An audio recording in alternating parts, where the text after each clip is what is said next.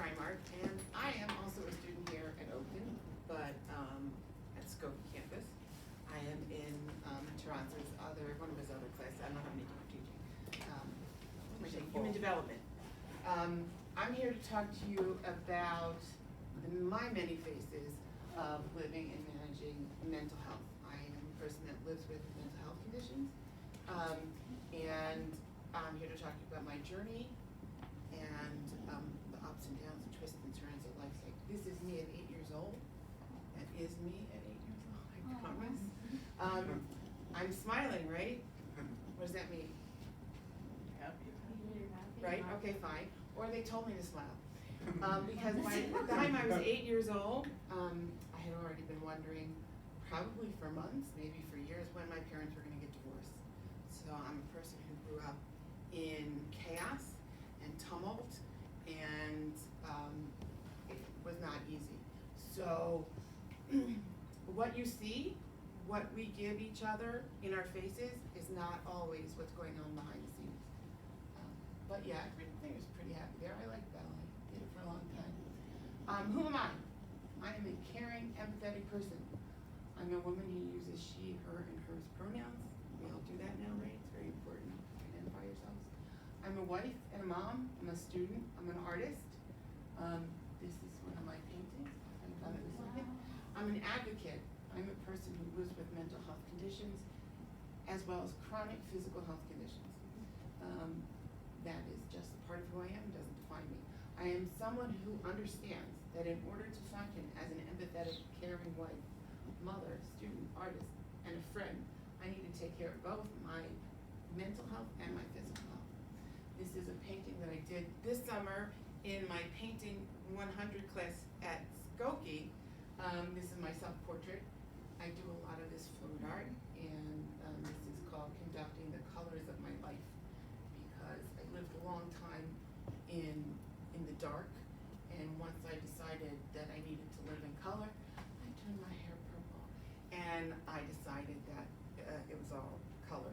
Living in the dark is not somewhere I want to go back, so I try and do that as much as possible.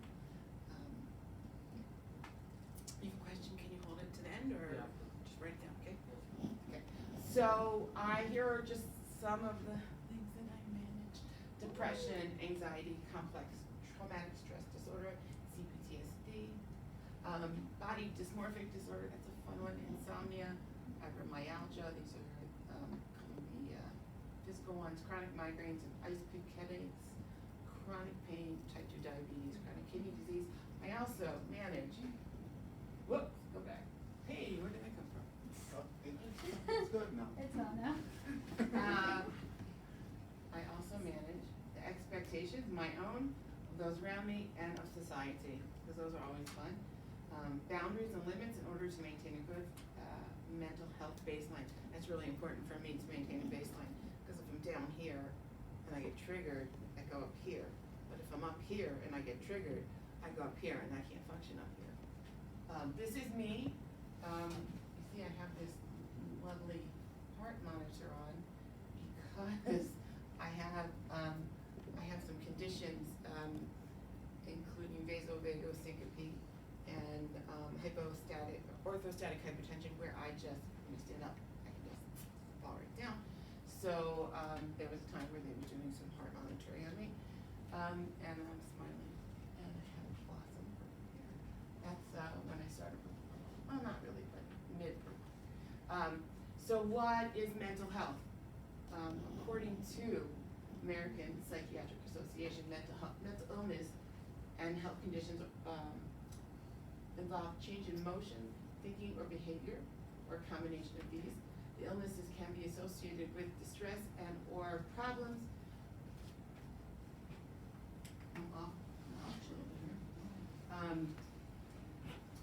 Functioning in social work or family activities. Very important right here. Mental health is nothing to be ashamed of. It's a medical problem, just like heart disease or diabetes. It's nothing to be ashamed of. Mental health is health, right? I did that heart monitor thing, took care of it. I fall all the time. I sprain my ankle all the time. I go to the emergency room, they put me in a boot. I start physical therapy. I go to the doctor. He, gives me an MRI. I do all the things I need to do to take care of my ankle so that I can walk. I do the things I need to do to take care of mental health so I can continue to function with the brain, with the heart, with the soul, all those things. Mental illness is common. Nearly 1 in 5 U.S. adults experience some form of mental illness every year. 1 in 24 has a serious mental illness, and 1 in 12 has a diagnosable substance use disorder. And we talk about substance use disorders in relation to mental health because a lot of people with substance use disorders start out as people with mental health issues that go undiagnosed, and then people will tend to self-medicate, and that turns into substance use disorders. So they are tied together, and a lot of the treatments can be used for both. So there's a statistic for that. Mental illness is treatable, and the vast majority of individuals with mental health continue to function daily in their lives. According to SAMHSA, which is the Substance Abuse and Mental Health Administration, so I have depression. I live with depression and I live with anxiety. Depression is a disorder of the brain. It's a serious mental illness that is more than just feeling down in the dumps. You feel down in the dumps, you can say, I'm so depressed. You're not really depressed, you're just sad momentarily. If you can't get out of it, if it lasts for more than a couple days, it could be depression. For more than 20 million people in the United States who have depression, this feeling persists and can interfere with everyday life. And when you tie it in with other things, it makes it even worse. And anxiety disorders are more than just a temporary worry or fear. Like if you feel anxious, like you just feel like, I don't know, like a little bit like, I don't know what it's like not to live with anxiety, so I'm trying to figure out what to say about this, so I can't. I apologize. So it's more than just a temporary worry or fear. For a person with an anxiety, or something that would be me, the anxiety doesn't go away and can get worse over time. Symptoms can interfere with daily activities such as job performance, schoolwork, and relationships. So both can, and add them together, and it's a perfect storm. So we're going to talk about PTSD and CPTSD, right? Post-traumatic stress disorder and complex post-traumatic stress disorder. So PTSD, according to SAMHSA, okay, it's a real disorder. We all know it's a real disorder. It's when a person experiences or witnesses a scary, shocking, terrifying, or dangerous event. It's really isolated to like a one kind of an instance, where somebody is in a car accident or witnesses something terrifying and terrible. They can develop PTSD based off of that. Complex PTSD is a condition that develops after you experience long-term trauma. Okay, so over and over again, different kinds of things. So you can be someone who was experienced abuse as a child. You could have different kind of abuse later on, like with a college boyfriend, girlfriend kind of thing. Later on in life, and in a car accident, you could be at war. All of these things combined together can give you complex PTSD. So these are just some of the responses: anxiety, flashbacks or migraines. Those are my favorite.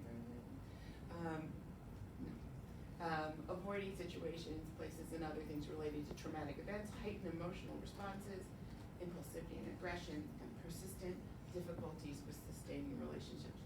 I call PTSD the gift that keeps on giving because it just does. It just keeps showing up with a flashback whenever you don't expect it, and it just, here it is for you. It's a gift.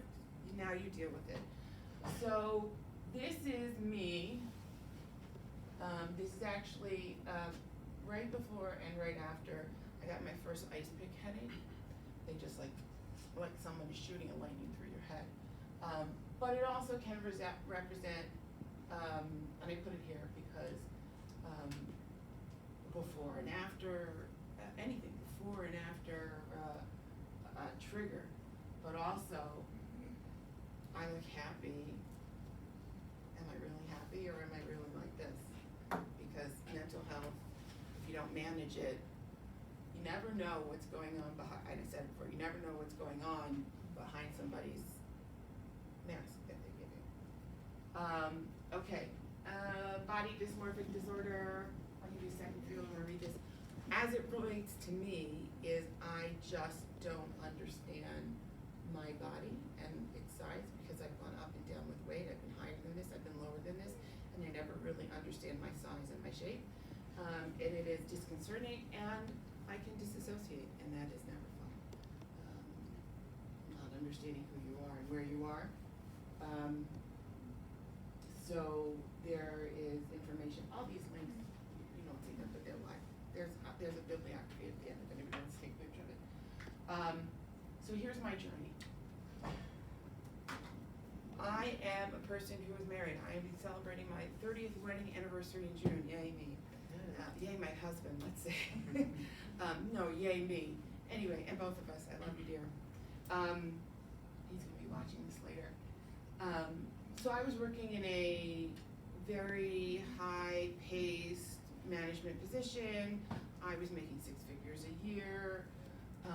Everything was going on. I was exercising. I was a very fit, functioning person. I was having problems with my throat.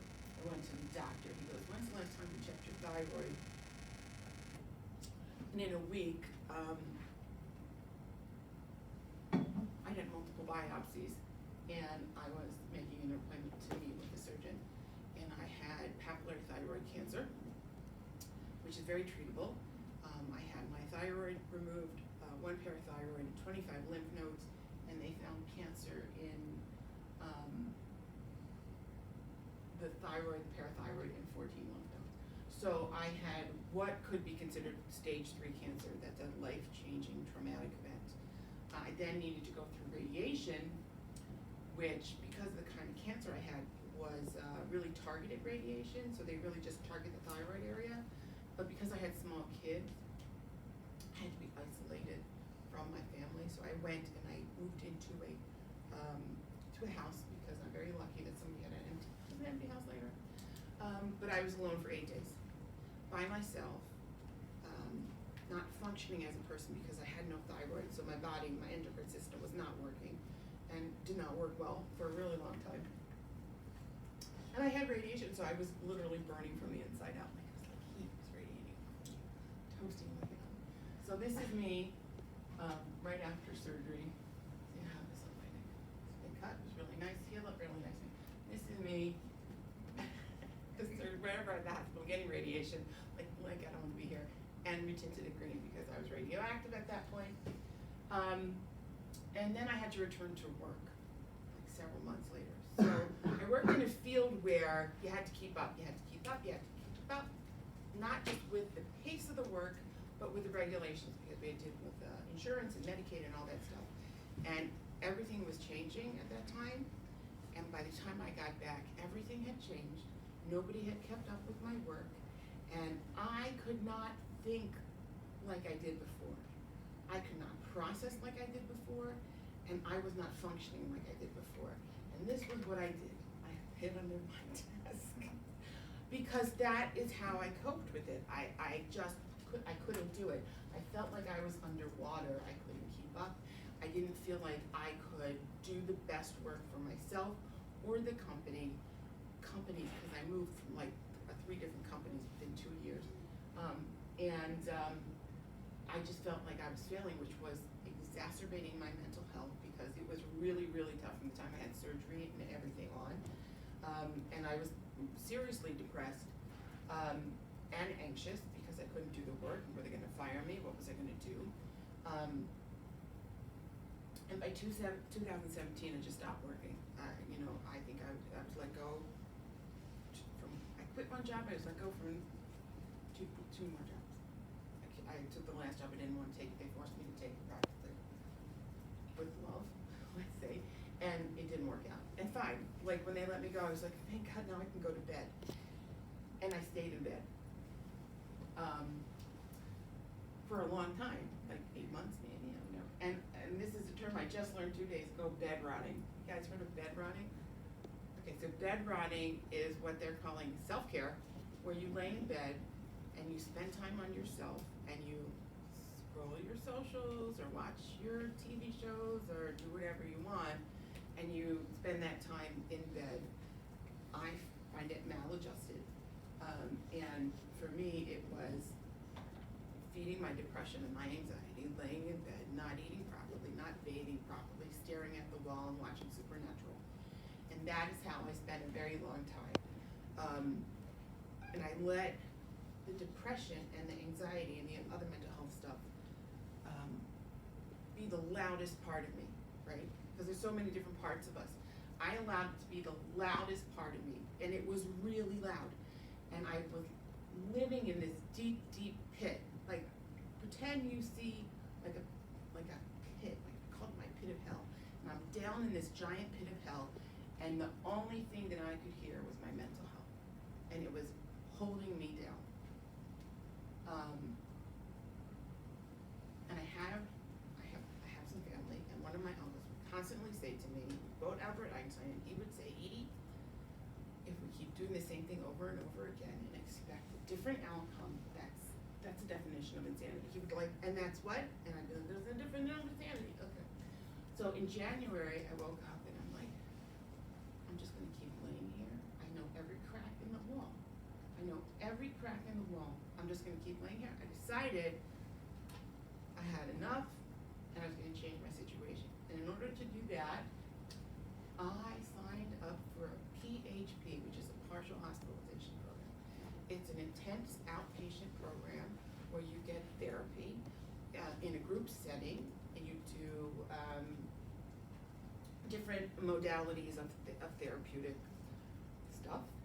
You can meet with a therapist individually, you meet with a psychiatrist, other staff.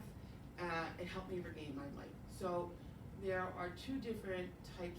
Okay, so if you are in more stress, if you are, let's say, a danger to yourself or others, you would most likely go inpatient. Okay, so there are inpatient facilities where you would go until you are no longer a threat to other people, and then you step down into like a PHP or an IOP. I have never been, thank God, a threat to myself or others, so I did not need that kind of hospitalization. I was more appropriate for a PHP. So this is why I went to a PHP, and then you step down to an IOP. The site that I looked at, that I found these good definitions listed IOP first. So IOP is intensive outpatient, and it is good for individuals that experience mild to moderate impairment. They attend treatment a few hours a day and return home in the evening, okay? And PHP is basically the same thing, but it is for longer hours during the day. Some places IOP is only 3 days a week, and PHP is 5 days a week. Every facility does it differently, but the idea is the same. The idea is to give you a higher level of care, let's say, than your weekly therapist or your therapist at the counseling center, because you need more to get you over the hump, to get you back functioning. So that is what I did to get me over the hump, to get me back functioning. And so this is me, Color Run 2000, blah, blah, blah, blah, I don't know. It says I'm happy. I was on my way. I don't know how quite happy I was, but I was on my way. So I repeated this program 3 times. I would call them like, I need a bump. Okay, come in for an intake. And in order to maintain that group, right, that group mentality, I found that group support really important for me. I started going to NAMI Connections meeting, and NAMI is the National Alliance on Mental Illness. And a little bit about NAMI is the nation's largest grassroots mental health organization dedicated to building better lives for millions of Americans affected by mental health. Their values include hope, inclusion, empowerment, compassion, and fairness. And with one of the affiliates I work with, we say we educate, we listen, we advocate, and we lead. They do more than just support groups. They do education in schools, they advocacy, they do lobbying, they do a lot of stuff. And it helped me. I had a place where I could go that I felt not alone, that people understood me, because that's always really important to feel understood, like you're not alone. Because when you feel like you're alone in what you're going through, it adds to your isolation, it adds to your depression. But knowing that there are other people who understand you, maybe not 100% because nobody can understand exactly what you're going through, but there are people who understand, I've been there, you know, we get you, really, really does help. I did that, and then I changed my therapy modality, and I started art therapy. I had been doing talk therapy for years, and I wasn't really getting anywhere. So I decided that I had been an art student my first time around in college, and I needed my creativity back. So I started art therapy. One of my main goals in art therapy was to give up my need for perfectionism. And I thought if I could do it in art, then I could bring that into my life. Because living as a perfectionist is exhausting. I don't know if you've dealt with it. It's really exhausting. And to be able to give up some of that is liberating. So I did that, and that really helped out. I became a NAMI facilitator, which was a really huge accomplishment for me. To be able to give back to the people that were helping me, I just felt like that was it. I was top of the hill, right? Where can I go from there? And then I saw an ad on Facebook for the CRSS program at Oakton Community College, which CRSS stands for Certified Recovery Support Specialist. It is a mental health professional. Okay, I'm waiting to take my exams, and I'm not be a mental health professional. CRSS is a credential for people who provide professional peer support services. What did I do? I didn't do anything. Oh, perfect. For persons in recovery for mental illness or co-occurring mental illness and substance use. Okay, so basically, in order to be a CRSS, you have to attest to the fact that you either have a mental health condition or a person who is who has a substance use disorder or has both. Okay, and then we incorporate our personal recovery experiences. Means, you know, here I am, I'm using disclosure, it's one of the things we talk about, and to be able to support and recover others. And then it means that we have the knowledge and skills to meet minimum acceptable standards and recovery support professionals, regardless of having an academic degree. Really, you just have to be 18. I don't even know if you have to have a high school diploma. It is an incredible program. I have a little video that I want to show you. I participated in this video from Elgin. It's about the CRSS program there. So we'll go through that, and then we'll go to the next slide.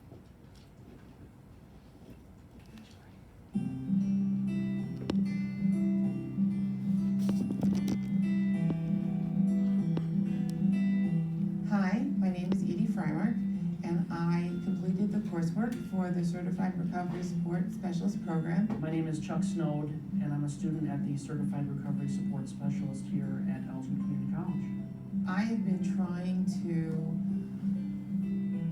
find a way to help people for so long, but this program is a way for me to be able to get some kind of credentialing, get those letters behind my name, and be able to work within the mental health field. I always felt like I wanted to help other people going through similar struggles. So I started researching it online. I applied, and within a week, I was accepted into the program, and I was ready to go. I was really excited about it. I am currently doing my first semester in internship. I have another semester of internship to go, and I will have completed my program in 1 year.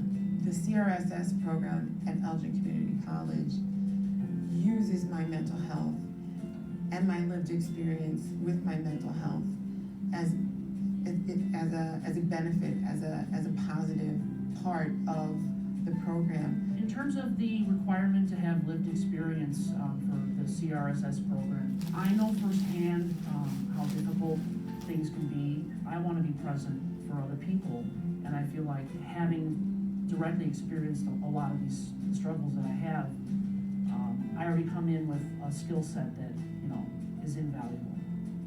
The classes are structured in a way that there is a lot of time for conversation. To share about ourselves.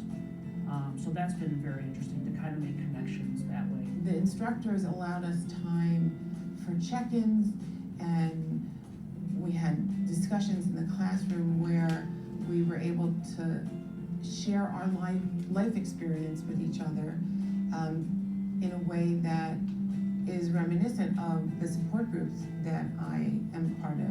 It really is, it's life-altering. It helps me live more at peace, and it's showing me how to help clients in the future hopefully feel that way about themselves too. This is an important program.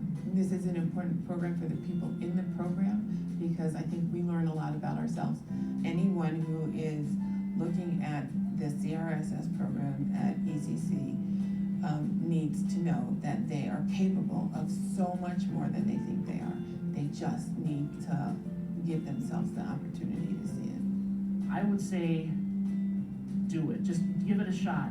We all have each other's backs, and we're all looking to help clients and people outside this program. So I'm very excited to see what lies ahead for me and everyone else in the program here at Elgin Community College.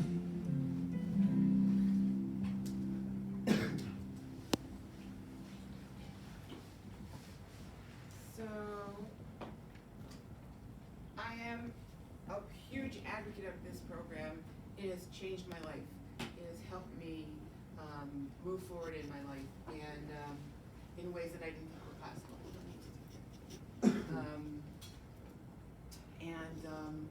It has empowered me to move forward towards my purpose in life, which is to give back to the mental health community and help others find a sense of wellness so that they can function at that baseline that I talked about, and find their purpose.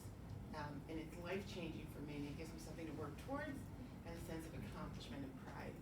That is incredible for someone who, I don't know, what is it, how many years ago, 2018? I was laying in my bed all day, staring at the wall, literally. And now, I work as a NAMI group support group facilitator. I'm a peer specialist at a living room drop-in center in Northfield, okay? I'm waiting to take both certification exams for state and national for this program that I talked about. And I'm preparing for grad school so that I can be an art therapist and a counselor. I was laying in bed rotting. I like that term, I'm using it. We can change our circumstances. We're the only ones that can do it. Self-efficacy. This is my picture from the website of where I work. Pretty proud. Anyway, what helped me? Peer support. Come on, NAMI. NAMI saved my life. Like a lot of things saved my life. My NAMI support groups, they're not participants, they're not facilitators. This is my family. Family don't end in blood. You can pick your family because the family you're born with isn't always the only family you need. Self-care. My instructor from Elgin, his name is Drew Beck. And every time I talk to him, and every time I still talk to him, it's not the first thing, it's the third thing out of his mouth. Edie, what are you doing for self-care? Because you need to take care of yourself. If you don't fill up that cup, you can't fill up the cup of others. And I have a husband and 3 kids and other people that depend on me to support them. So if I don't have enough in my cup to support myself, how can I support them? Self-care can be easy. Self-care can be hard. Self-care can be brushing your teeth. It could be taking a bath with lovely bubbles in it. It could be writing a paper. It could be not writing a paper, which I decided to do this semester, and let the chips fall where they may, because that's what I needed to do for my mental health. Therapy, right? Find the therapy that works for you. If one therapist isn't doing it for you, you don't have to stay with that therapist. You can move on. That therapist works for you. If it's not working, talk to the therapist about it, and if it's not working still, find another therapist.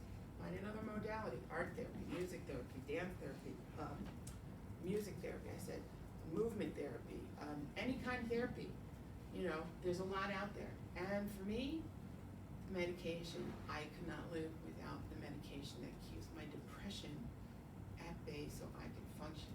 I'm not ashamed of it because, you know, listen, I was at a level in my diabetes that I was taking medication. Not anymore, because I got that under control, so the point that I don't have to. My depression is not at a point like that. I just got it boosted because I'm experiencing right now a situational depression that is requiring an excess of an increase of an antidepressant. That's it. That's all there is to it. It's just a medication for a medical condition. It's really important to take care of ourselves. Find what works for you and do it. I want to share with you, this is the last thing, one of the art projects I did, the really first art project I did when I started art therapy, this project called My Life's Lyrics. I find a lyric, I paint it. This was the first one I did. This is a song by Gavin DeGraw. I don't want to be anything other than what I'm trying to be lately. It's a great song. I don't want to be anything. Anyway, I paint it and then I write about it. So I'm going to share with you, it's 4 slides, it's four canvases. It's a song called Drift Away by Dobie Gray. You may know it from Uncle Cracker. I know it from Dobie Gray. These are the lyrics. And when my mind is free, you know, melody can move me. And when I'm feeling blue, the guitar's coming through to soothe me. Thanks for the songs you've given me. I want you to know I believe in your song.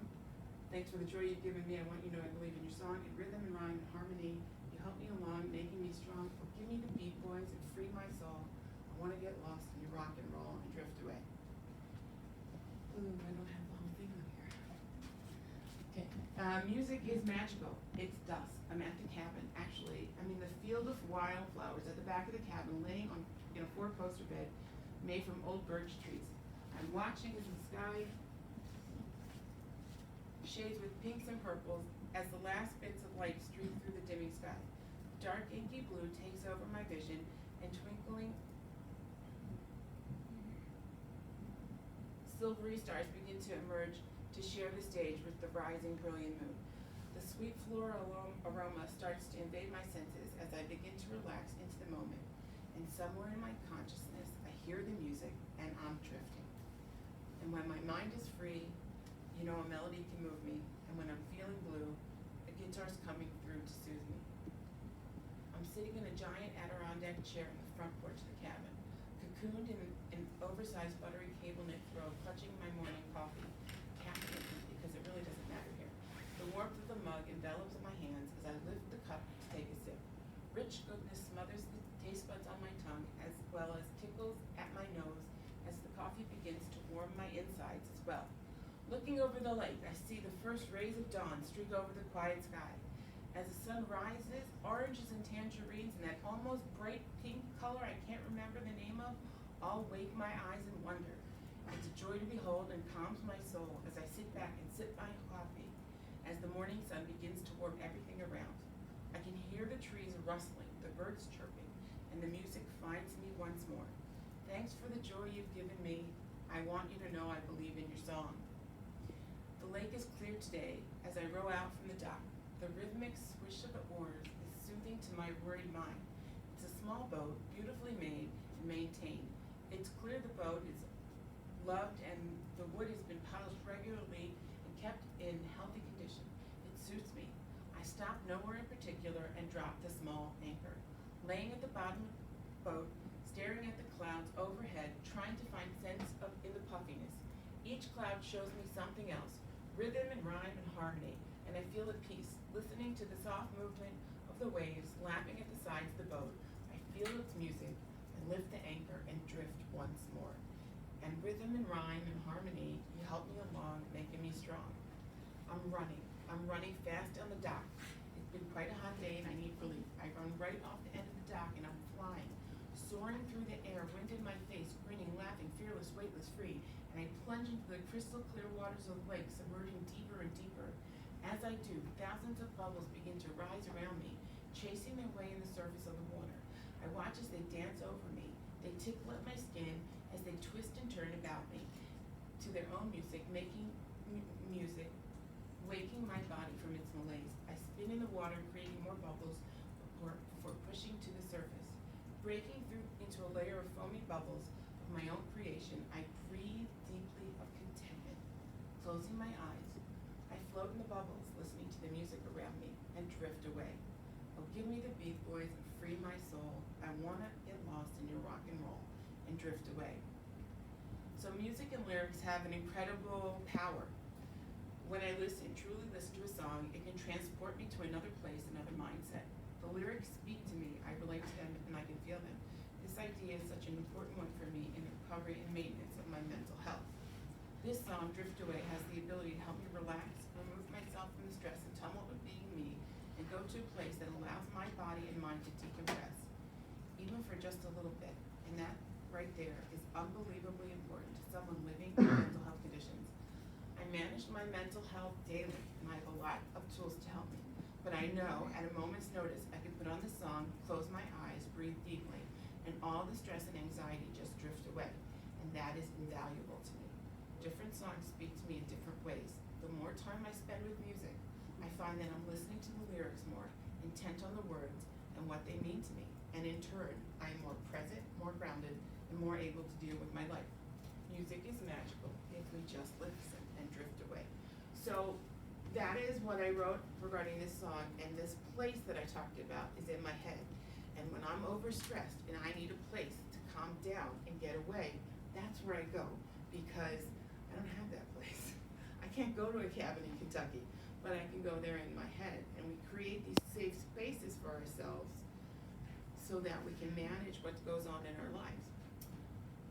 So I wanna really end this by letting you know it's okay not to be okay. It's okay to need help, and here's where you can get help.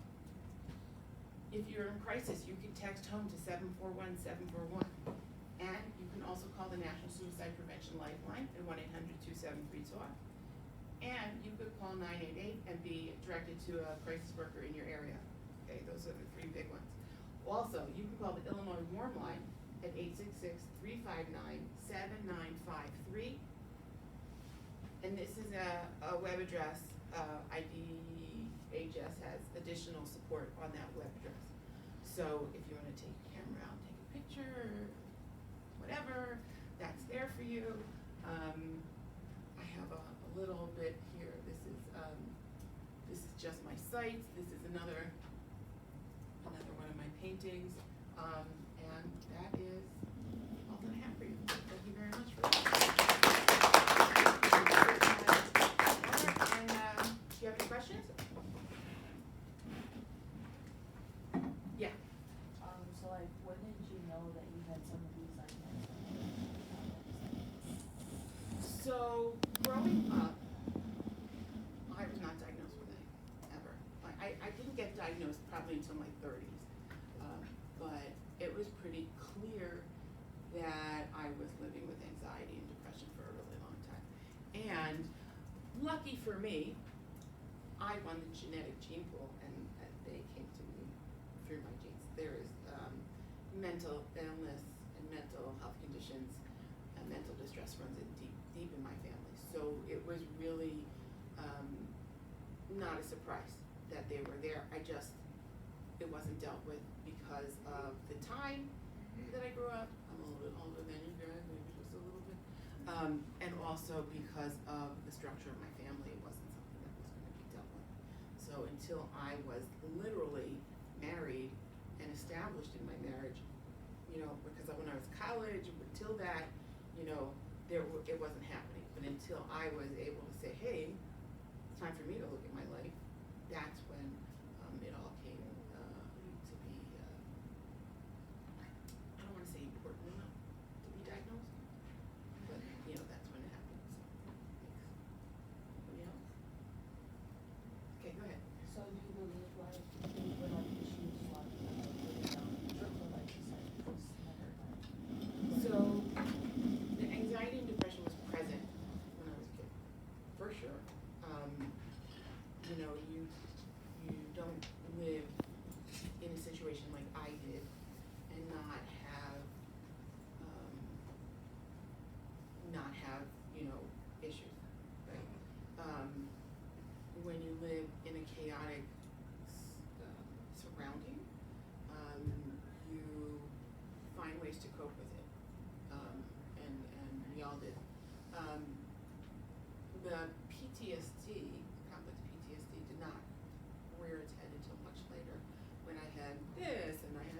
gonna go into anything because I don't want to trigger people, but, you know, there were many different events that were different in nature that all culminated on my specific flavor of PTSD.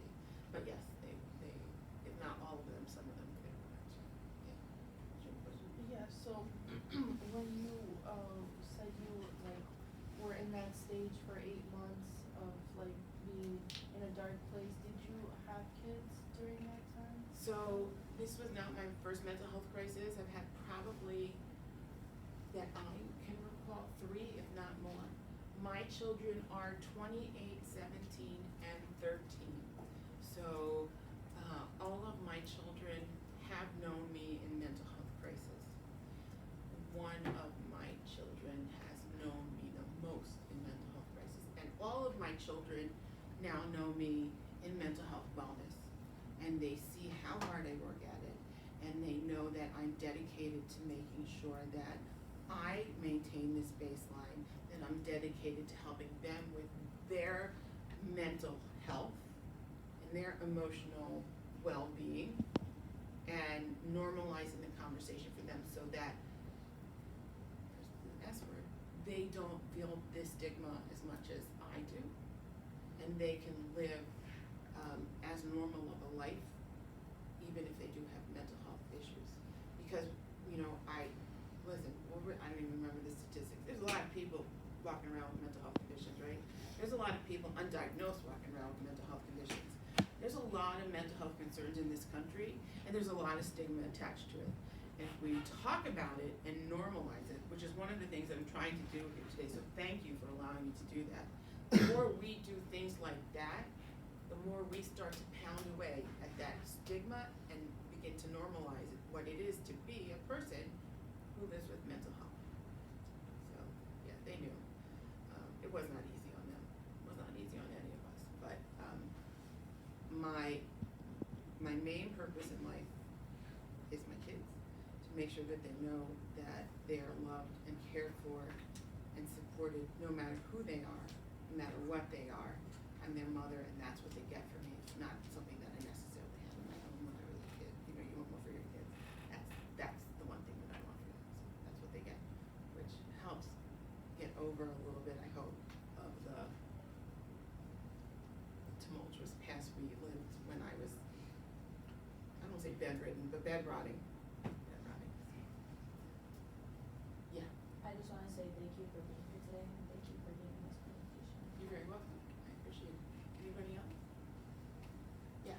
So when you were bedrotting for that like 8-month like period, was there a wake up call that made you say like, okay, like I've actually had a You know, you want that aha, that epiphany, that Oprah moment, right? I woke up one morning, January 2018, and I just like, I can't do this anymore. I had love and support and kindness and grace and gentle, all this gentle like love from my family, okay? And I know behind the scenes, like, when is she getting out of bed? What's wrong with her? You know, but that wasn't at that point, because the work points with that other, whatever. You know, they were being very supportive of me, and I had to get in my own head that I was the one that needed to get myself help. I was the only one that could get myself help, and that I could get myself help. I was able to get myself help, and I was going to get myself help. Because if there's one thing about caring for a person with mental health, if you have someone in your life that has a mental health condition and you care about them and you want to see them well, right? The one thing that is really important to understand is that we are only responsible for our own actions and behaviors. We cannot be responsible for somebody else's actions and behaviors. So as much as we can want somebody else to get help, we can't force them to get help. They have to be ready to get help, willing, able, all of those things. And unless they are in the right frame of mind to do that, they're not going to. So, you know, they might be not ready for a PHP, or they might not be hospitalizable, but they could go to an AMI meeting, you know, and they could start to see that they're not alone, and start to see that it's okay see that, you know, people do get help, people do move on, and you do get out of bed, then maybe they'll go see a therapist, or maybe they'll talk to their therapist about higher level of care, or maybe they'll talk to be honest with their psychiatrist about how their medication is not working. You know, so as much as my family could want me to do something, nobody could force me to do something until I was ready. But I was just like, boop. I don't know, I was just ready. Thank God, because if I ain't laying in that bed anymore, literally every crack in the wall, every crack. So, thank you. Anybody else? Another question? Oh no, I just had comments. I was gonna say that I love the purple. Oh, thank you. And I So- relate to it, everything very well. And you're kind of inspiring. Thank you. Hearing everything. I agree, definitely agree, especially with I mean, this might just be me, but like, when you brought up how music like helps you and stuff, I kind of feel the same way, more so when I'm listening to music, like, being able to discover like the true meaning of a song and how it relates to my life has definitely helped me in many ways. Yeah, I'll tell you a story about that. Thank you very much, I appreciate it. That's, you know, one of the things that, that's kind of feedback that just fills my heart. So thank you. There is a song called The Reason by Hoobastank. Are you familiar with this song? No. Oh man, that song kills me. So I painted that song maybe 2-3 years ago, and I was so depressed about it, and it was awful. And it was just like everything I ever wanted to hear from my parents, everything that I needed to say to my kids for being in trauma, and it was just like so guilt-ridden and shame-ridden, and I'm like, this 3 canvases high, and I just like, ugh, and I just wrote the entire song. I didn't pick the lyric, I wrote the entire song out. I picked it up and I put it on the shelf, and I didn't look at it. And about a month ago, I was in the bathroom and I had Alexa on. Here, pick it. And the song came on, and I'm like, Alexa, skip. And I'm like, wait, stop. And I listened to it again because I had read a book called The Choice by Dr. Eva Eger. And she talks about how she's a Holocaust survivor and how she's like 96 years old, and she became a psychologist, and how it took, she was asked to speak to a bunch of chaplains in Germany, and she had, you know, she had to go back to Germany. How could she go back to Germany? And it took that trip to Germany for her to be able to see that she had this opportunity for forgiveness, right? Forgiveness of, not of Hitler, of the Nazis, but forgiveness of herself for choices and behaviors and actions that she took in a time of immense stress and a time of immense chaos around her. She had no choice. Like, she blamed herself for her mother's death, okay? And she was able to let that go. And that forgiveness is freedom. So after reading that book and hearing the song, and I'm like, so I related to the song different now, and I took that painting out and I repainted it, and it now says, I painted it in that fluid art, and it now says forgiveness is freedom on it. I rewrote about it, and I can now hear that song in a different way. So music is so strong and powerful. It can hit you in different ways at different times. I do believe that if you listen to the music intently, to the lyrics, that they're going to speak to you. And, you know, it's just an incredible tool for maintenance of mental health and anything in life. So I would leave you with, if none of you has any more questions. If you do, I'm happy to answer questions. Yeah.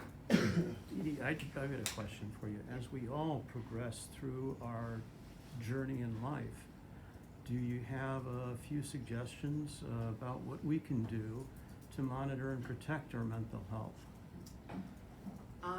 I think it's really important to have someone that you can trust, that you're going to be able to have frank conversations with, like, how, you know, I'm feeling like this, let's talk about it. You know, I can go to my therapist and have those conversations. I have a really great relationship with my psychiatrist. We can have those conversations. Also doing things like gratitude journals, check-in journals, all of those self-evaluative things are very important. managing mental health is not something you do once a week. It's something that you do every day throughout the day. It's just like, I don't know, monitoring your fluid intake. You know, you wanna make sure you have enough fluid so you don't pass out. I have to do that. So you monitor it throughout the day. You check into yourself with it throughout the day. How am I feeling? Am I doing okay? All right, I'm doing okay. Do I need to take 5 minutes? What do I need to do to make myself, you know, more present? And I think that's another thing. Staying present, meditation and practice of staying present is really a great form of self-care, because it allows us to stay right here, because if we're right here, we're not anxious about what happened, we're not worrying about what will happen, we're concentrating on right now, and there's no anxiety, it's just right now. So, good? Okay. Excellent. So, any more questions? All right, thank you very much, thank you for having me. Thank you for so much for coming to present in our class. We hope that once we invite you again, you come, right? Absolutely, as long as I can fit it in my schedule, I'm here for you. Great. So, thank you very much. Thank you again for coming. Pleasure.